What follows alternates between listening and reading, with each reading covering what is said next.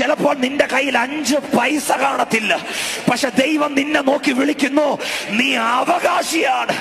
ആരാ ഇതിനാമയം പറയുന്നേ? ആരാ ഈ ദൂതനാമയം പറയുന്നേ? നിന്റെ പേഴ്സ് നോക്കിയുള്ള ദൂതല്ല, നിന്റെ ഷർട്ട് നോക്കിയുള്ള ദൂതല്ല.